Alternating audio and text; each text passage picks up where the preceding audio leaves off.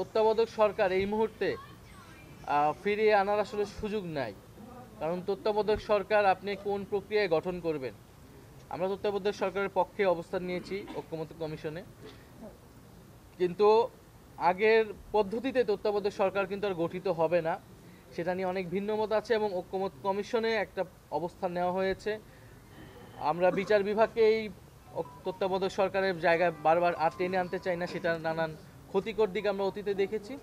ফলে এটা ঐক্যমত্য কমিশনের বিষয় যেহেতু, বা সংস্কারের সনদের বিষয়, সেটা গণভোটে গেলেই কিন্তু চূড়ান্ত হবে জনগণ আসলে এই প্রক্রিয়ার সাথে কি আছে কি নাই। এর আগে তত্ত্বাবধায়ক সরকার আনার আসলে সুযোগ নেই। অন্তর্বর্তীকালীন সরকারের অধীনেই, ডক্টর মোহাম্মদ ইউনূসের অধীনেই আমাদেরকে নির্বাচনের দিকে যেতে হবে এবং এটা এই সরকারেরই দায়িত্ব ছিল, এই সরকারেরই প্রতিশ্রুতি ছিল যে সংস্কার বিচারের মাধ্যমে তিনি একটি ট্রানজিশন ঘটাবে বা একটা নির্বাচনের আয়োজন করবেন। তবে এই সরকারের কিছু সমালোচনা এসেছে, আমাদের জায়গা থেকে আমরা করেছি, কিছু উপদেষ্টাদের বিরুদ্ধে সমালোচনা এসেছে, সেটা সরকারের যথাযথভাবে অ্যাড্রেস করা উচিত। সরকারের সেই নিরপেক্ষতা নিশ্চিত করা উচিত। সেই নিরপেক্ষতা নিশ্চিত করতে যদি উপদেষ্টা পরিষদে কোনো ধরনের রদবদল করা উচিত, সেটি সরকার করতে পারে। কিন্তু এই অন্তর্বর্তী সরকারের আসলে বেসিক জায়গায় কোনো পরিবর্তনের সুযোগ আমাদের জায়গা থেকে আমরা দেখি না।